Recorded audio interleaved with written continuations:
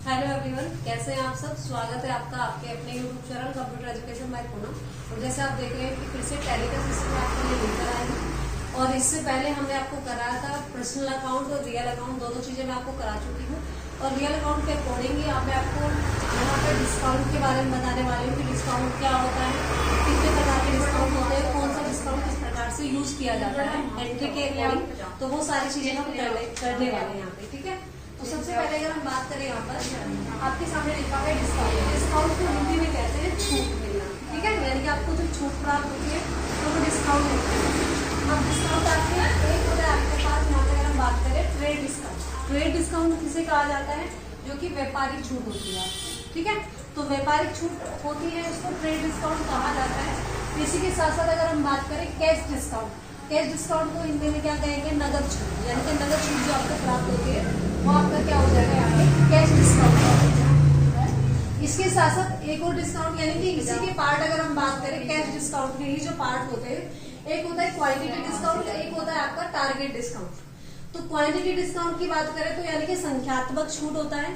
और अगर हम टारगेट डिस्काउंट की बात करें तो टारगेट डिस्काउंट होता है आपका लक्ष्यात्मक छूट। जो आपको लक्ष्य दिया जाता है, निर्धारित किया जाता है, वो लक्ष्य आपको उस समय अवधि के अंतराल आपको क्या करना होता है, उसको पूरा करना होता है, ठीक है। तो अगर मैं व्यापारिक छूट की बात करूँ तो व्यापारिक छूट के अकॉर्डिंग हम यहाँ पे कुछ ट्रेड डिस्काउंट एग्जाम्पल ले रहे हैं। जैसे मैंने एक क्वेश्चन यहाँ पे रखा है और आई होप ये क्वेश्चन आपको समझ आए। सबसे पहले देखिए कि मशीन परचेज फ्रॉम राहुल और जिसकी कीमत कितनी है, 75,000 रुपीज। 75,000 रुपीज है। बट यहाँ पे ध्यान रखना है कि 2% ट्रेड डिस्काउंट, इसके साथ साथ 2% ट्रेड डिस्काउंट भी लग रहा है वहाँ पे। तो ये चीज को हमें पहले भी हम पढ़ चुके हैं, आप तक समझ चुके हैं कि जो परचेज की जाती है वो डेबिटर होती है। इसलिए मैंने यहाँ पे डेबिटर क्या रखा है, मशीन अकाउंट को डेबिटर रख दिया है। लेकिन बात आती है 75,000 की। अगर मैं यहाँ पे 75,000 रुपए की बात करूँ तो 75,000 रुपए का आपका कितना, आपको यहाँ पे क्या करना है, 2% आपको निकालना है। तो 2% निकल के कितना आएगा भाई इसमें, आप इसको निकाल के चेक करेंगे तो लगभग आपका 1,500 रुपये निकल जाएगा। कितना निकल जाएगा, 1,500 रुपये निकल जाएगा। अब जब इसमें 1,500 रुपये निकल जाएगा तो आपका बनेगा यहाँ पे कितना, कितना बन जाएगा, 73,500 रुपये आपका बन जाएगा, ठीक है। तो कितना आएगा निकल के, 73,500 रुपये आपका निकल के आ जाएगा, जो हम यहाँ पे एंट्री से हट सकते हैं। तो कितना हो जाएगा, 73,500 और राहुल, ठीक है। तो राहुल से खरीदी गई है। तो यहाँ पे राहुल, अब यहाँ पे ये भी रुपीस कितने मिले इसको, राहुल को कितने मिले, 73,000 रुपए, 73,500 रुपए उसको मिल गए हैं। कीमत कितनी थी, 75,000 रुपए थी, लेकिन उसको छूट मिली है 2% की, वो भी व्यापारिक छूट। तो यहाँ पे कहने का मतलब है कि जब आप ट्रेड डिस्काउंट करते हैं तो आपको काउंट करके वहां पर उतने ही रुपीस रखने पड़ते हैं जितने वो डिस्काउंट निकालने के बाद वहां पर आपके सामने आंसर आता है। तो यहाँ पे ऐसा नहीं होता है कि पहले आपको 75,000 रुपए रखना पड़ेगा। आपको काउंट निकाल के आपको 75,000 का 2% निकालने के बाद आपको वहाँ पे रखना पड़ेगा। और फिर राहुल को जितने पैसे मिले हैं वो यहाँ पे आपको देने पड़ेंगे। सेम इसी तरीके से अगर मैं आपको एक और क्वेश्चन यहाँ पे समझाऊँ। अब जैसे दूसरा क्वेश्चन यहाँ पे दिया हुआ है आपके सामने। दूसरा क्वेश्चन आपके पास, stationery sold to mister Sharma. Mister Sharma को स्टेशनरी बेची जा रही है, ठीक है। मिस्टर शर्मा को क्या की जा रही है, स्टेशनरी बेची जा रही है, जिसकी कीमत कितनी है, 7,000 रुपए। 7,000 रुपए है और 7,000 में 5% उसमें क्या है, ट्रेड डिस्काउंट है। व्यापारिक छूट कितनी है, 5% है यहाँ पे। तो अब यहाँ पे स्टेशनरी क्या हो जाएगी भाई, क्रेडिटर हो जाएगी। स्टेशनरी हम लिख देंगे यहाँ पे, स्टेशनरी अकाउंट। फिर ये डेबिटर क्या हो जाएगा, किसको बेची जा रही है, मिस्टर शर्मा को। तो मिस्टर शर्मा हमने लिखा है यहाँ पे, मिस्टर शर्मा। अब रुपीस की बात आती है, भाई कितना है, देखो यहाँ पे कितना है। यहाँ पे अगर हम बात करें ये है 7,000 रुपए। तो 7,000 रुपए का आपको क्या करना है, 5% आपको निकालना है। लगभग इसका 5% निकलने के बाद कितना आएगा, 350 रुपए निकल जाएगा। आप निकाल के देख लेना, 350 रुपए निकल जाएगा। और जब 350 रुपए निकल जाएगा तो टोटल कितना बन जाएगा, 6,650 रुपए बन जाएगा आपके यहाँ पे, ठीक है।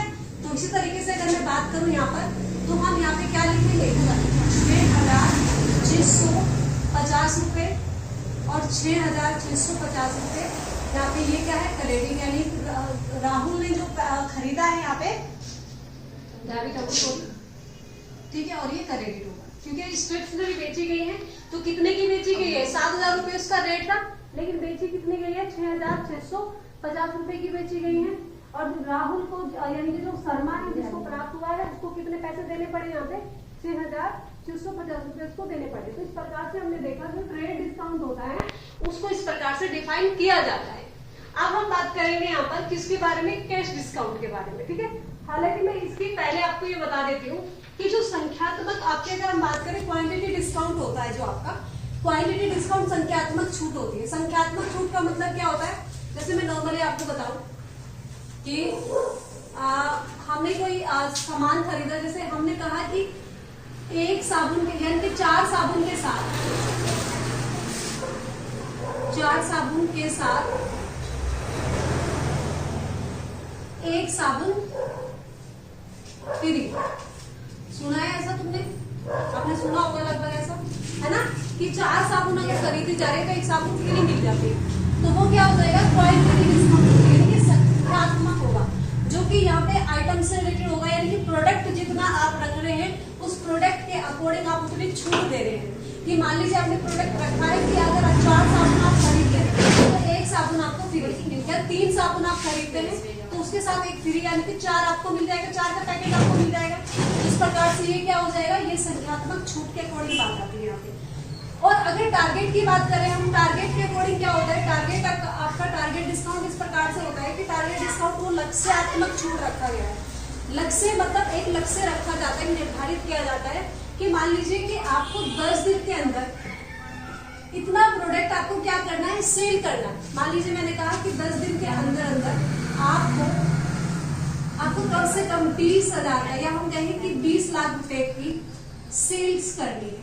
क्या करनी है? 20,000 रुपए की सेल करनी है, वो भी 10 दिन के अंदर। अगर ये आप वर्क नहीं कर पाते हैं तो फिर वो आपका फेल हो जाता है, वो टारगेट क्या हो जाता है? वो फेल हो जाता है, ठीक है। तो यहाँ पे वो टारगेट रखा जाता है। तो इस प्रकार से हमें देखने को मिलता है, जो कि आपका क्या होता है? आपका टारगेट डिस्काउंट होता है। अब हम बात करेंगे यहाँ पर किसके बारे में? कैश डिस्काउंट के बारे में। कैश डिस्काउंट को 2 प्रकार से डिफाइन किया जाता है, तो वो अब इसके बारे में डिटेल में पढ़ेंगे। बात करते हैं कैश डिस्काउंट के बारे में। तो कैश डिस्काउंट क्या होता है? नगद छूट यानी कि, और नगद छूट आपको 3 तरीके से आपको देखने को मिल जाएगी। At the time of payment, यानी कि पेमेंट करने के वक्त आप क्या करते हैं? कैश डिस्काउंट का इस्तेमाल करते हैं। डिस्काउंट एंट्रीज रिक्वायर्ड, एंट्री की रिक्वायर यानी कि एंट्री की आवश्यकता के अनुसार हम कैश डिस्काउंट का इस्तेमाल करते हैं।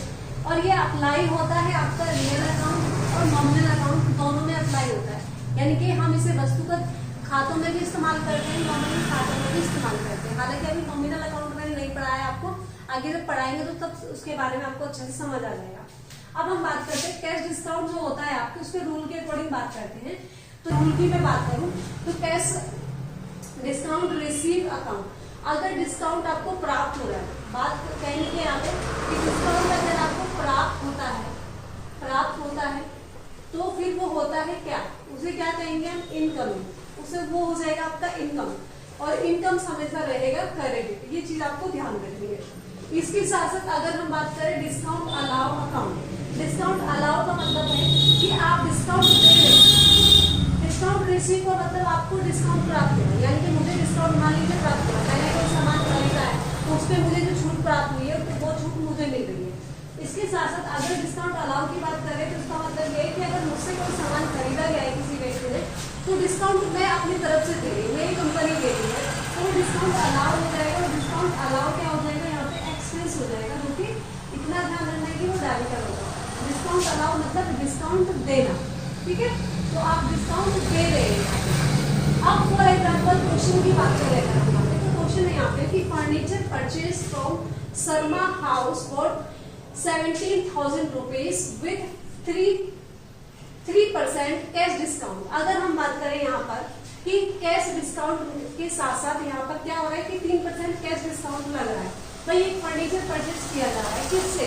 शर्मा हाउस से किया जा रहा है, जो कि 17,000 रुपए का है, लेकिन उस पर 3% कैश डिस्काउंट। अब इस एंट्री को किस प्रकार से करेंगे? फर्नीचर की कीमत जो टोटल कीमत है वो कितनी है? यहाँ पे टोटल कीमत कितनी है? 17,000। तो मैंने यहाँ पे लिखा 17,000 रुपये, ठीक है। टोटल कीमत 17,000 रुपए। अगर मैं बात करूँ 17,000 को यहाँ पे हम बात करते हैं कि कितने से 3% से हमने इसको क्या कर दिया है, यहाँ पे निकालेंगे इसको, ठीक है, परसेंट निकालेंगे, डिवाइड बाय 3%। तो आपका लगभग यहाँ पे कितना निकल के आ जाएगा ये आपको देखना पड़ेगा। लगभग आपका जो टोटल आपका निकल के आएगा वो कितना निकल के आएगा कि 17,000 का 3% की अगर हम बात करें कि 3% कितना निकल के आएगा, तो लगभग 510 रुपये निकल के आ जाएगा। कितना आ जाएगा, 510 रुपये निकल के आ जाएगा। इसके बाद अगर हम बात करें कि टोटल कितना बनेगा, 16,000 कितना बनेगा, उसमें आपको देखना पड़ेगा निकल के दिया गया, यानी कि 16,490 रुपये लगभग आपके बन जाएंगे, ठीक है। तो ये लिखने के लिए हमें क्या करना है, हमें यहाँ पे लिखना पड़ेगा 16,000, यहाँ पे हम आए टोटल तो हो जाएगा आपका 17,000, यहाँ पे 17,000 की कीमत आपकी फर्नीचर की है। शर्मा हाउस यानी कि जिससे खरीदा उसको पैसे कितने गए, 16,490 रुपये गए हैं, ठीक है, 16,490 रुपये गए हैं। और ये डिस्काउंट रिसीव हुआ है, क्योंकि जब आप परचेज करते हो तो आपको प्राप्त हो रहा है, डिस्काउंट रिसीव इसलिए क्रेडिट हो गया। और कितने का ये डिस्काउंट कितने का है भाई, 510 रुपये का, तो 510 रुपये आपने यहाँ पे इन्वॉल्व कर दिए हैं। तो इस प्रकार से देखा जाए तो कैश डिस्काउंट में अंतर इतना होता है सिर्फ कि वहां पे हमें तीनों चीजों को डिफाइन करना होता है, टोटल अमाउंट कितना था, कितने का उस बंदे को दिया गया और कितने का छूट प्राप्त हुई, तो वो सारी चीजें हम वहाँ पे क्या करते हैं, इन्वॉल्व करते हैं। इसी प्रकार से अगर मैं नेक्स्ट क्वेश्चन की बात करूँ यहाँ पर, तो नेक्स्ट क्वेश्चन है हमारे पास, नेक्स्ट क्वेश्चन में मान लीजिए यहाँ पे हमने लिया क्वेश्चन नंबर 2 की बात कर रहे हैं, और ये फर्नीचर की बजाय हम यहाँ पे कर रहे हैं, मान लीजिए मैंने कहा मशीन है, machine sold to mister Sharma, चलो यही ले लेते हैं, मिस्टर शर्मा ले लेते हैं, ठीक है, मशीन सोल्ड टू शर्मा, ठीक है, शर्मा, जिसकी कीमत कितनी है, इस बार जो कीमत है वो कीमत हमने रख दी है लगभग, हमने मान लीजिए हमने रखा है यहाँ पे कितना, 75,000 रुपये, कितनी है भाई, 75,000 रुपये, तो 75,000 रुपये उसकी कीमत है। अब यहाँ पे आपको बात करनी है कि जो परसेंट लग रहा है वो कितना लग रहा है भाई, वो भी आपका लगभग 3% ही लग रहा है, 3% ही हम लग रहा है, यहाँ पे सोल्ड हो रहा है। तो एंट्री किस प्रकार से होगी, ये चीजें आपको देखने वाली है यहाँ पर। तो सबसे पहले डेबिटर क्या हो जाएगा, कौन खरीद रहा है, मिस्टर शर्मा, ठीक है, ये तो बेची जाएगी, मिस्टर शर्मा खरीद रहा है, तो मिस्टर शर्मा का नाम यहाँ पे आ गया, मिस्टर शर्मा, ठीक है। और मशीन क्रेडिट हो जाएगी इस बार यहाँ पे, तो हम यहाँ पे मशीन लिख देंगे, ठीक है। ये मान लीजिए मैं सबसे पहले यहाँ पे क्या लिखूं, मैंने लिखा यहाँ पे क्रेडिट, क्योंकि क्रेडिट आपकी क्या हो रही है, मशीन हो रही है, तो मशीन मैंने यहाँ पे लिखा मशीन अकाउंट, जिसकी कीमत कितनी है, 75,000 रुपये, जिस मशीन की कीमत कितनी है, 75,000 रुपये। डेबिटर क्या हो जाएगा यहाँ पे, डेबिटर हो जाएगा आपका कौन, मिस्टर शर्मा को दिया जा रहा है, तो मिस्टर शर्मा डेबिटर हो जाएगा, यहाँ से मैंने ले लिया मिस्टर शर्मा। अब मिस्टर शर्मा को ये जो दी जा रही है यहाँ पे, तो मिस्टर शर्मा ने कंप्लीट, भाई कीमत कितनी थी, 75,000 रुपए, लेकिन 75,000 का 3% तो निकालना पड़ेगा, 75,000 का 3% अगर मैं निकालू यहाँ पे तो कितना निकल कर आएगा, ये आपको देखना है। लगभग यहाँ पे 2,250 रुपए आपके निकल के आ जाएंगे, 2,250 रुपए आपके निकल कर आ जाएंगे, ठीक है। तो ये अगर 2,250 रुपए निकल के आएंगे तो बैलेंस आपका कितना बन जाएगा, लगभग 73,000, कितना हो जाएगा, 73,000, कितना हो जाएगा भाई, 73,000, यहाँ पे लगभग 73,000 नहीं, आपका 72,350 रुपये कितना ही होगा, 350 रुपये, ठीक है। तो 72,000 कितना हो जाएगा, 72,750 रुपये, ठीक है। 75,000 का आपने मिलना है, 2,250 तो ये बना आपका इतना लगभग, ठीक है, ठीक है। चलिए इतना निकल के आ गया। अब यहाँ पे हमें ध्यान रखना है कि हमें क्या करना है, 72,000, यहाँ पे जो रुपीज लिखना है वो कितना लिखना है, 72,750 रुपये।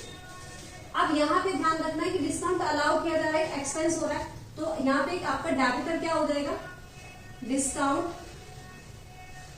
अलाउ, ठीक है, डिस्काउंट अलाउ, जो कि 2,250 रुपये आपके क्या है डिस्काउंट के, जो आपने डिस्काउंट दिए हैं, तो वो चीज आपको ध्यान रखना है यहाँ पे। इस प्रकार से हो सकता है ऊपर नीचे कुछ समझाने में हो सकता है मिस्टेक हो गई हो, ऐसा हो सकता है कि मैं सही प्रकार से नहीं निकाल पाई हूँ, तो वो संख्या आप निकाल के देख लीजिए, इसे इग्नोर करना है। मैटर समझना है, मैटर में क्या कह रही है। मैटर समझाने का मतलब सिर्फ मेरा इतना है कि यहाँ पर अगर आपका यहाँ पे क्वेश्चन इस प्रकार से आता है कि मशीन सेल की गई है, तो मशीन की कीमत टोटल 75,000 रुपए है, और यहाँ पे शर्मा को वो जो दी गई है वो 72,750, यानी कि 3% कम करके दी गई है। और यहाँ पे डिस्काउंट अलाउ इस बार अलाउ किया गया है इनकी कंपनी की तरफ से, तो 2,250 रुपए का किसको फायदा हो गया है भाई, वो फायदा हो गया है, यानी कि किसको, मिस्टर शर्मा। ठीक है, तो ये यहाँ पे अगर हम बात करें कि जो कैश डिस्काउंट होता है उसमें आपको कंप्लीट सारी चीजें काउंट करके आपको बतानी होती है, तो ये आपका क्या होता है कैश डिस्काउंट के अकॉर्डिंग होता है। आई होप ये वीडियो आपको हेल्पफुल रही होगी, आपको समझ आई होगी। तो मिलते हैं नेक्स्ट वीडियो में। Thanks for